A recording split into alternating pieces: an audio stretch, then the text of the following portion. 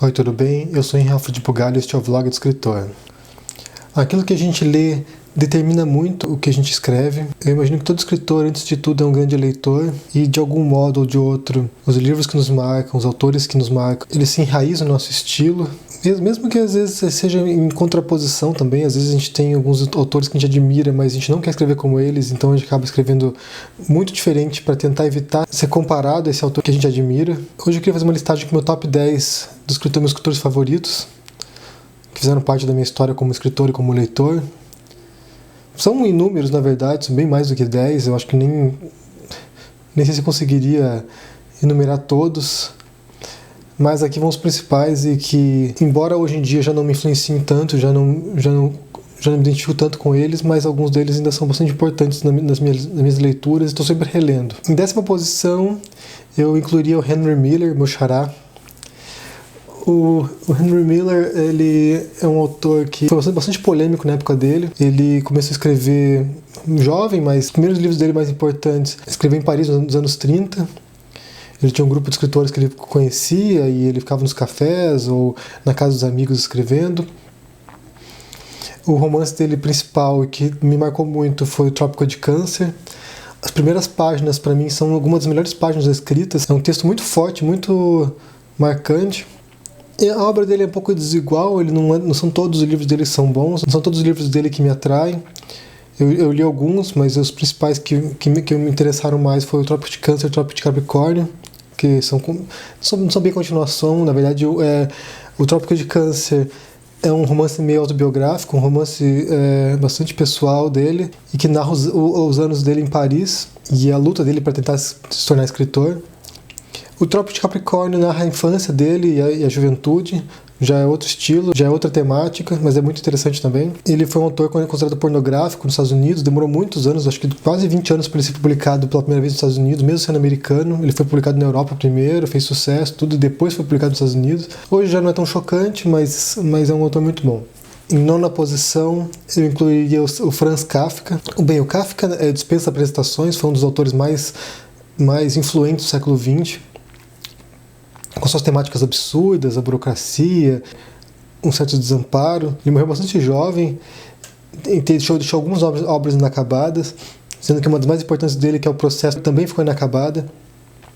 Para mim, a leitura de Metamorfose foi assim, um divisor de águas, porque depois que eu li esse livro, assim, eu fiquei muito atormentado por algum tempo, porque é um livro muito bem escrito, muito forte. Foi um dos momentos que eu parei assim, e falei assim, jamais vou escrever desse jeito, nossa, que coisa extraordinária. Eu li boa parte da obra do Kafka, li muitos livros dele, também é um autor bastante desigual, tem livros muito bons e alguns mais ou menos, mas acho que se eu recomendasse 2, pelo menos, seria Metamorfose e O Processo. E vale a pena também ler A Carta ao Pai, que é uma carta que escreveu o pai dele, que era uma figura muito opressiva na vida dele, e de certo modo eu acho que ele dialoga a vida inteira com essa presença do pai dele. O pai dele representava para ele tudo que ele não conseguia ser, que era um homem bem-sucedido, um homem confiante, e ele se sentia fraco e inseguro. Então é interessante. Em 8ª posição, o François Rabelais. O Rabelais é um autor francês, quase a transição da Idade Média para o Iluminismo. Ele era um frei, e ele escreveu um dos livros mais incríveis de todos os tempos. Para mim, assim, foi um dos poucos livros que eu chorei de rir lendo, é muito engraçado. É um humor que mistura escatologia com erudição, sabe? É muito interessante. O livro se chama Gargantua e Pantagruel, na verdade são vários livros, acho que são 4 ou 5 livros, 5 livros eu acho. Esse livro foi escrito num intervalo bastante longo de tempo, ele escreveu primeiro, depois foi lançando os outros, por causa do sucesso. O mais interessante dessa obra é que o Rabelais mistura a alta cultura com a baixa cultura, com a cultura popular e com a cultura dos monges, com a erudição. É muito engraçado, pelo menos os 2 primeiros livros, que é o Gargantua, que é a história do pai do Pantagruel, e depois o Pantagruel, que é o 2º livro, esses merecem ser lidos, são muito engraçados. Não precisa ler todos os 5 livros, depois lá pelo 3º em diante começa a perder um pouco a mão. Eu não sei se você acostuma com o humor, já não é tão engraçado, mas os 2 primeiros livros assim são geniais. Em 7ª posição, Machado de Assis. O Machado de Assis é o grande escritor brasileiro, então ele não poderia ficar fora dessa listagem. Qualquer escritor brasileiro, em algum momento, tem que passar pelo Machado de Assis. Ele tem uma escrita muito bem acabada e e seus temas e seu estilo influenciaram gerações e gerações. Até hoje ele é muito importante. Eu li alguns romances do Machado de Assis, inclusive alguns de juventude, li contos. Os romances de juventude você pode pular, sabe? São bem ruinzinhos. Mas com Memórias Póstumas de Brás Cubas, ele dá um salto qualitativo assim imenso. É o meu romance favorito dele. Acho que tem mais a ver com o meu estilo, assim, lance filosófico. Ele tem o personagem Quincas Borbas, que vira um filósofo com as teorias dele. E há muitas referências a outros autores, a pensadores. Então, para mim, esse é um livro que fala muito pessoalmente. Eu me divirto muito lendo Machado de Assis. E depois também diria para ler o Dom Casmurro. O Dom Casmurro ele é mais... Eu acho que é um pouco mais popular do que o Memórias Póstumas, não sei, acho que ele é mais estudado. É um ótimo romance também, mas Memórias Póstumas para mim me diz mais, sabe? E o Alienista também, que é um conto fantástico, um conto longo dele, não sei se entra como novela ou como conto, mas é uma história do Simão Bacamarte, que é alguém que estuda psicologia, psiquiatria, resolve tratar os loucos da cidade. É muito bom, é muito bom. Em sexta posição, o Miguel de Unamuno, que é um escritor espanhol do final do século XIX, comecinho do século XX. Ele foi um escritor muito influente na época dele na Espanha, foi reitor da Universidade de Salamanca. E para mim, assim, o Unamuno foi uma revelação, porque eu não conhecia, bem, isso 10 anos atrás, né? E encontrei um livro dele em Nova York. Demorei um pouquinho para ler, era 3 novelas exemplares dele, e eu demorei um tempinho para ler, e quando eu li eu fiquei encantado. Porque ele escreve de um jeito... Bem, os personagens dele são meio dramalhões, mexicanos, sabe? Mas ao mesmo tempo ele é tão brilhante, e ele é tão moderno, tão pós-moderno, se for pensar. Ele é meio que um Machado de Assis, se for pensar assim, a maneira como ele escreve. Ele faz um diálogo com o leitor, e ele joga com a literatura de uma maneira muito incrível. Eu li algumas obras do Unamuno também, foi um autor que me interessou muito. O principal dele é a Névoa, não sei se traduziram como Névoa no português, mas é Niebla em espanhol, que ele diz criar um novo gênero literário chamado Níbola, que seria um romance difuso, meio que uma névoa, sabe? Ele é muito incrível, Eu acho que se você deve escolher algumas obras dele, o Névoa, Niebla, né? E 3 novelas exemplares são ótimos exemplos. Ele tem outros, tem a Tia Tula, tem outros romances importantes, mas Niebla é o principal e é muito bom, Em quinta posição, o Milan Kundera, que é um autor tcheco. O Milan Kundera foi muito popular nos anos 80, ele escreveu A Insustentável Leveza do Ser, que é um romance fantástico. Eu acho que, particularmente, foi um dos poucos romances que eu pensei assim, eu queria ter escrito esse livro. É difícil ter essa sensação, sabe? Muitas vezes eu leio algum romance ou outro, eu falo, nossa, que muito bem escrito, adoraria escrever dessa maneira, mas o livro em si, assim, um livro do começo até o fim, para eu pensar que você escrever aquele livro, tem que me tocar muito de perto. E A Insustentável Leveza do Ser é simplesmente fantástico. O comecinho ali, ele faz uma comparação entre o Nietzsche e a vida, sabe? Eu não sei, eu me sinto muito próximo do Kundera, porque o Kundera faz muitas referências musicais, de sinfonias, contrapontos, essas coisas, e fala muito de filosofia, então pra mim tem tudo a ver. É um autor que eu me sinto muito próximo, sabe? Eu li também alguns romances dele, mas eu li Imortalidade, eu li algumas obras menores dele, mas A Insustentável Leveza do Ser se destaca de todos os outros, é um livro extraordinário. Em quarta posição, o Friedrich Nietzsche. O Nietzsche é um filósofo, né? Um filósofo alemão. E eu não disse que eu só ia falar de literatura. Embora o Nietzsche ele fuja um pouco do padrão tradicional da filosofia, da escrita filosófica, ele não é um escritor muito sistemático, ele escreve aforismos, escreve poemas, ditirambos, ele é bem não convencional. Então, para mim, ele está mais próximo de um escritor, de um ficcionista, às vezes, do que mesmo de um filósofo. Foi o filósofo que mais me influenciou, eu acho, dentre todos que eu li. Eu li muita coisa do Nietzsche.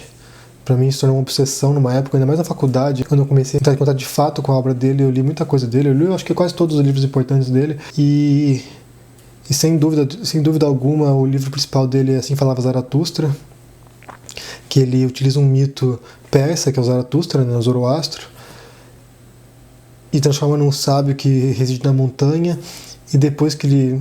Bem, não dá para dizer que ele atinge a iluminação, mas ele atinge um grau de conhecimento da vida, da verdade, e resolve descer ao mundo, resolve descer da montanha para convencer as pessoas sobre o que é importante, sobre qual é o verdadeiro conhecimento. E ele meio que fracassa, né? Ele encontra ouvidos surdos, e eu acho que em grande medida é um livro bastante autobiográfico também. Eu acho que ali o Zoroastro é o Nietzsche, tentando falar para pessoas que não compreendem a mensagem dele, não compreendem a filosofia dele. Mas Assim Falava Zaratustra talvez seja o maior livro de filosofia de todos os tempos. Para mim é um livro muito, muito, muito importante. Em terceira posição, eu escolhi o James Joyce / Beckett. Esses dois autores, eles são muito próximos um do outro. O Beckett era quase um discípulo direto do Joyce. E se acompanharmos o ciclo de obras do Joyce, começando em Ulisses, Finnegan's Wake, e seguindo para os romances da trilogia do Beckett, que é Molloy, Malone Morre e O Inominável, eu diria que é uma sequência lógica de obras. Elas estão muito relacionadas, não consigo desvincular esses cinco livros. O Joyce, eu li quase tudo dele, acho que eu li praticamente tudo. Finnegan's Wake, que no português foi traduzido para Vinícius Revém. Bem, não sei se é um romance que deveria ser traduzido. Eu li muita coisa do Joyce, li a biografia dele. É um autor que me influenciou muito pessoalmente durante muito tempo. Hoje já não sei se eu sou tão joyceano como eu já fui, mas durante um bom tempo, ali dos 20 anos até os 26 anos, eu acho que Joyce para mim era um deus.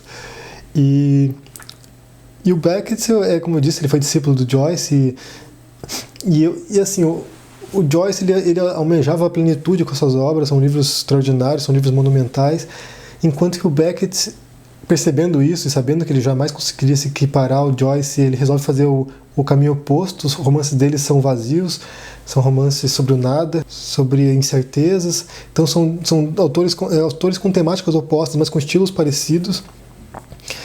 Os primeiros romances de Joyce não são tão bons, eu não gosto, pelo menos particularmente, não gosto do Retrato do Artista Quanto Jovem, eu não curto muito os contos dele, do Dublinenses, não acho que são grandes obras, mas Ulisses é fenomenal. Finnegan's Wake tem partes boas e partes ruins, é difícil de compreender também, nem todo mundo vai entender esse livro, não sei se eu entendi também. Já o Beckett é uma desintegração dos romances. O primeiro romance dele, que é o Molloy, tem um pouco de uma estrutura mais tradicional, é mais compreensível. Em Malone Morre já é mais difícil. É um personagem que acho que está à beira da morte, já não dá para entender muito o que está acontecendo, ele já está tendo certos devaneios e reminiscências, essas coisas. E em Inominável, daí é uma loucura total e não tem pé nem cabeça, mas é um jogo linguístico muito curioso para quem gosta, né? Para quem não gosta, passe longe.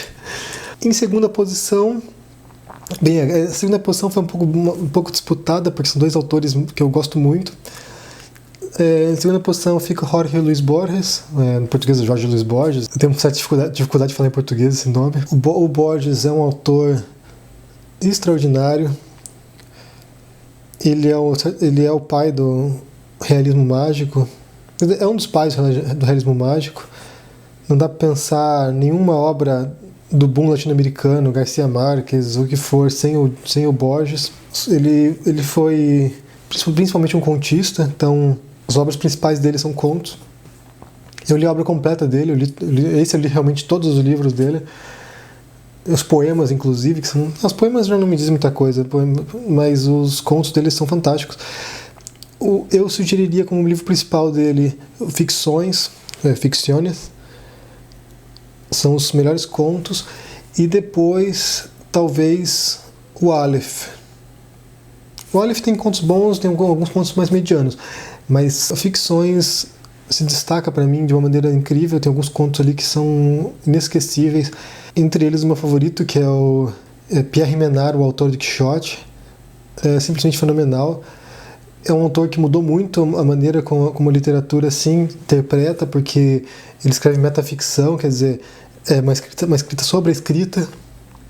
Foi talvez o primeiro grande autor pós-moderno, e ele transformou não só a literatura, como o pensamento do século XX. É um autor que merece ser lido. Não é para todo mundo, acho que nem todo mundo vai entrar no mundo do Borges, porque ele é muito enciclopédico, é muita citação de muitos autores desconhecidos, quer dizer, desconhecidos para algumas pessoas, mas tem muitos autores desconhecidos, tem autores inventados, então quem não conhece muito bem, não tem muita leitura, às vezes vai se perder porque não sabe se é um autor de verdade que ele está citando, se é um autor ficcional, é bem complicado para quem não está habituado, mas vale a leitura. Em primeiro lugar, que para mim é o maior autor de todos os tempos, é o Fernando Pessoa, que no fundo são vários autores, não é apenas uma pessoa só. Ele ficou famoso porque ele criou vários heterônimos, né, que seriam personagens que escrevem os textos. Entre eles tem o Alberto Caeiro, que foi o primeiro heterônimo que ele criou, que tem temas mais rurais, temas mais da vida simples do campo, uma vida mais ingênua. Tem o Ricardo Reis, que é mais sofisticado, já um poeta mais erudito, e tem o Álvaro de Campos, que é um poeta moderno, já mais revolucionário, citadino, sabe? Então, esses são os três principais heterônimos dele, tem vários outros, tem um monte de pseudônimos. Embora eu adore a poesia do Fernando Pessoa, o meu livro favorito dele é um romance inacabado, na verdade é um anti-romance que ele dizia, né? Um anti-romance inacabado chamado O Livro do Desassossego. Esse livro é um tipo de obra que eu volto sempre para reler alguns trechos, eles são fragmentos da vida de Zé Ninguém, sabe? Mas, olha, são algumas reflexões mais brilhantes sobre a vida, sobre o trabalho, sobre o mundo contemporâneo. É simplesmente um livro, assim, para mim, que é o livro que eu carrego comigo o tempo todo. Esse livro e o Ficções do Borges são os dois livros dos quais eu não me desgrudo. Teria de estar em primeira posição porque Fernando Pessoa, para mim, é assim, um modelo não só de que é um grande escritor, mas um modelo de um grande artista, alguém que a vida inteira passou escrevendo sem ser reconhecido, e mesmo assim acreditava naquilo que ele fazia, tinha plena ciência do seu potencial, e morreu jovem demais, porque não sabemos o que mais ele teria aprontado nessa vida, porque os livros dele são fantásticos. Bem, esse é meu top 10 dos meus autores favoritos. Como eu disse, eu poderia incluir mais um monte aqui, poderia incluir mais uns 30 facilmente. E espero que vocês tenham gostado de conhecer um pouquinho mais meus hábitos de leitura. Esses são os autores que eu sempre volto para reler. E eu queria saber também de vocês, quais são os 10 autores mais influentes na sua literatura, na sua escrita, na sua vida. Escreva aí embaixo no comentário, dê um joinha aí. Assine o canal se você não assinou ainda e a gente se vê por aí. Abraço e tchau.